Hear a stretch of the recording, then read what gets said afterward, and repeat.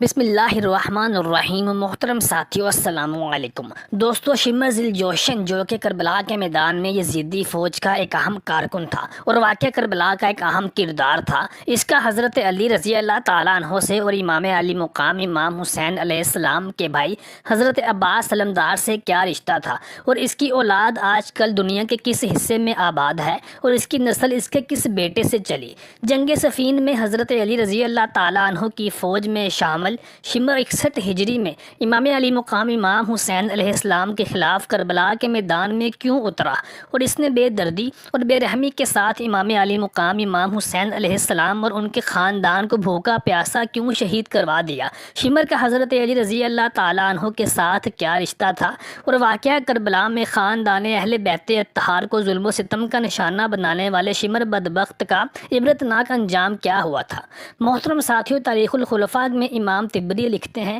کہ شمر تابعین نور قبیلہ حوازن کے روسا میں سے تھا۔ ابتدا میں یہ حضرت علی رضی اللہ تعالیٰ عنہ کی سپاہ کا ایک اہم کارکنوں میں شامل تھا، لیکن بعد میں حضرت علی رضی اللہ تعالیٰ عنہ اور آپ کے خاندان کے بغض کا شکار ہو کر اہل بیت کے کینہ پرور دشمنوں کے زمرے میں شمار ہوا۔ اس کا باپ فتح مکہ کے بعد مسلمان ہوا اور اس کی ماں بدنام زمانہ عورتوں میں سے تھی۔ شمر کی ماں کا تذکرہ پلیدی کے وصف کے ساتھ ہوا ہے، حتیٰ کہ بعض روایات میں یہ بھی کہا گیا ہے کہ اس کی ماں بھیڑ بکریوں کو ایک جگہ سے دوسری جگہ منتقل کرتے وقت گناہ کا ارتکاب کر بیٹھتی تھی، اور شمر اسی ناجائز تعلق کے نتیجے میں پیدا ہوا تھا۔ امام علی مقام امام حسین علیہ السلام نے بھی واقعہ کربلا کے دوران شمر کو بکریاں چرانے والی عورت کا بیٹا کہہ کر پکارا تھا۔ شمر بدبخت نے واقعہ کربلا رونما ہونے سے ایک دن پہلے امام علی مقام امام حسین علیہ السلام کے خیموں کی جانب حضرت عباس علمدار کو اپنا بھانجا کہہ کر مخاطب کیا تھا۔ جب حضرت عباس علمدار نے شمر کی کوئی بات نہ سنی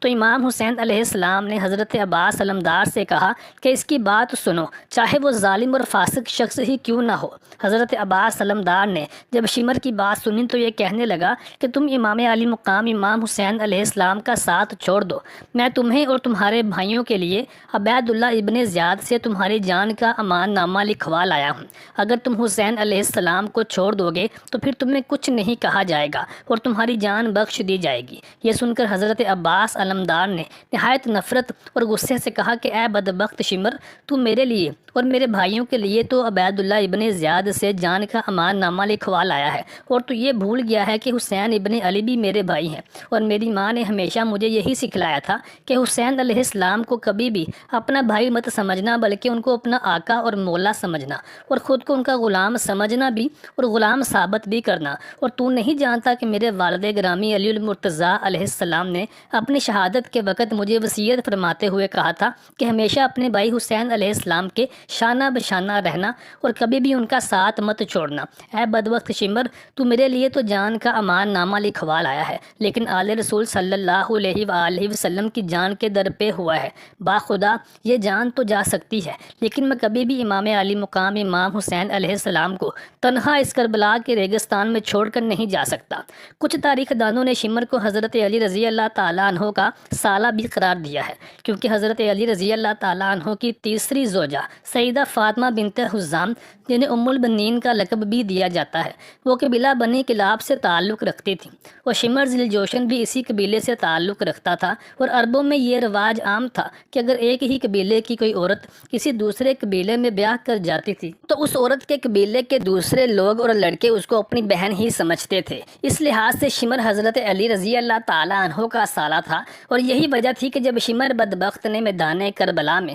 حضرت عباس علمدار کو امام حسین علیہ السلام کے سامنے بھانجا کہہ کر مخاطب کیا تو امام علی مقام امام حسین علیہ السلام نے شمر کو اپنا بھانجا کہنے سے کوئی اعتراض نہ اٹھایا۔ واقعہ کربلا میں شمر کا کردار بہت قابل ذکر اور اہم تھا۔ یہ بدبخت عبید اللہ ابن زیاد، عمر بن سعد، ان دونوں کے درمیان ایک رابطے کے پل کا کردار ادا کر رہا تھا۔ جب عمر بن سعد نے امام علی مقام امام حسین علیہ السلام سے ان کی 3 شرائط پوچھ کر عبید اللہ ابن زیاد کو بتلائیں تو عبید اللہ ابن زیاد چاہتا تھا کہ وہ امام علی مقام امام حسین علیہ السلام کی ان شرائط کو قبول کر لے، اور یہاں تو ان کو یزید کے پاس دمشق بھجوا دے، یا پھر امام حسین علیہ السلام کو واپس مکہ مکرمہ یا مدینہ منورہ جانے دے۔ لیکن یہ شمر بدبخت ہی تھا جس نے عبید اللہ ابن زیاد کے کان بھرے اور اس کو امام علی مقام امام حسین علیہ السلام کے خلاف بھڑکانا شروع کر دیا، اور عبید عبید اللہ ابن زیاد کو کہا کہ اگر تم امام علی مقام امام حسین علیہ السلام کی شرائط مان لو گے تو پھر تمہیں اس کا کوئی فائدہ نہ پہنچے گا،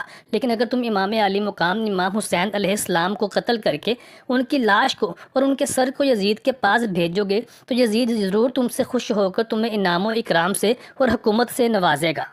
روایات میں آتا ہے کہ کربلا کے ریگستان میں اہل بیت اطہار کے نفوس قدسیہ پر پانی کی بندش کرنے میں بھی شمر بدبخت کا ہاتھ تھا۔ پھر جب امام علی مقام امام حسین علیہ السلام کو بھی بے دردی کے ساتھ قتل کر دیا گیا تو امام علی مقام امام حسین علیہ السلام کا سر اقدس بھی ان کے مبارک دھڑ سے الگ کرنے والا شمر بدبخت ہی تھا، اور پھر شمر بدبخت ہی نے اہل بیت اطہار کی پاک عزت دار خواتین کو قیدیوں کی صورت میں یزید کے پاس دمشق بھیجنے کا اعلان کیا تھا، اور اس بدبخت نے امام زین العابدین علیہ السلام کو بھی شہید کرنے کی کوشش کی تھی، اور اہل بیت اطہار کے خیموں کو جلانے میں بھی شمر بدبخت ہی شامل تھا۔ محترم ساتھیو، واقعہ کربلا کے چند سال گزرنے کے بعد ہی مختار سقفی نے کربلا کے تمام مجرمین پر قہر بن کر ٹوٹا، اور اس نے خولی بن یزید، شمر بدبخت، عمر بن سعد اور عبید اللہ ابن زیاد اور سنان بن انس الغرض ہر اس بدبخت یزیدی کو گرفتار کر کے ان کو واصل جہنم کیا جس نے واقعہ کربلا میں اہل بیت اطہار کے نفوس قدسیہ پر ظلم و ستم ڈھائے تھے۔ مختار سقفی کے ہاتھوں عبرتناک موت کے بعد شمر کی اولاد کوفہ سے ہجرت کر کے عرب کے مختلف مضافاتی علاقوں میں جا کر آباد ہو گئی تھی۔ شمر کے دو بیٹے تاریخ میں قابل ذکر ہیں، ایک کا نام حاتم بن شمر اور ایک صباغہ بن شمر تھا۔ یہ دونوں عراق کی جانب چلے گئے تھے۔ حاتم بن شمر اپنے باپ کے نقش قدم پر چلتا ہوا اموی فوج میں ایک اہم کردار کا حامل رہا، اور اس نے اموی سلطنت کو بڑھانے میں ایک اہم کردار ادا کیا تھا، اور یہ اموی سلطنت کی فتوحات میں اہم کردار ادا کرتا کرتا ہی اس جہان فانی سے کوچ کر گیا تھا۔ حاتم بن شمر کا ایک بیٹا سمیل بن حاتم تھا، جس کو شمالی افریقہ کی جانب اموی فوج کا کماندار بنا کر وہاں کی بغاوت کو کچلنے پر مامور کیا گیا تھا، اور یہ اس میں کامیاب بھی رہا تھا۔ سمیل بنو کلاب قبیلے کی قیادت کرتے ہوئے اندلوسیہ یا موجودہ اسپین میں داخل ہو گیا تھا، اور وہاں کے اموی گورنر عبد الرحمن کو اس نے تخت سے ہٹا دیا تھا اور خود گورنر بن بیٹھا تھا، اور جب عرب سے بنو امیہ کی حکومت کا خاتمہ ہوا تو آخری اموی شہزادے عبد الرحمن اول اپنی جان بچاتے ہوئے اسپین یا اندلوسیہ آ گیا تھا، جہاں اس نے سمیل بن حاتم کو قتل کر کے تخت کو سنبھال لیا تھا۔ سمیل بن حاتم کے دو بیٹے حذیل بن سمیل اور جوشن بن سمیل تھے، جن میں سے جوشن بن سمیل تو قتل ہو گیا تھا، جبکہ حذیل بن سمیل نے عبد الرحمن اول کے خلاف عالم بغاوت بلند کیا تھا، جس کے نتیجے میں حذیل بن شمر بھی قتل ہو گیا تھا۔ الغرض شمر کی اولاد میں قابل ذکر نام جو اوپر پیش کیے جا چکے ہیں وہی ہیں، اور ان کی اموات کے بعد شمر کی نسل اس کے پڑپوتوں کے ذریعے چلی، اور یہ نسل اب بھی موجودہ اسپین میں آباد ہے، اور یہ لوگ اسپین سے اسلامی حکومت کے خاتمہ ہونے کے بعد یہاں تو مذہب عیسائیت کو اختیار کر چکے تھے اور یہاں پھر قتل کر دیے گئے تھے۔ روایات میں آتا ہے کہ شمر کی اولاد کے کافی لوگ جو کہ اسپین میں قتل و غارت گری سے بچ گئے تھے وہ یا تو مارکویا میں یا الجیریا میں پائے جاتے ہیں۔ محترم ساتھیوں، اگر آپ کو ایسے ہی خاندانی نسب والی ویڈیوز پسند ہیں تو کمنٹ سیکشن میں اپنی رائے سے آگاہ ضرور کیجیے گا، پھر ہم مختلف اسلامی کرداروں کے خاندانی انصاب کے بارے میں ویڈیو بنا کر شیئر کیا کریں گے۔ محترم ساتھیوں، ویڈیو کو لائک اور شیئر ضرور کیجیے گا، چینل کو سبسکرائب کرنا مت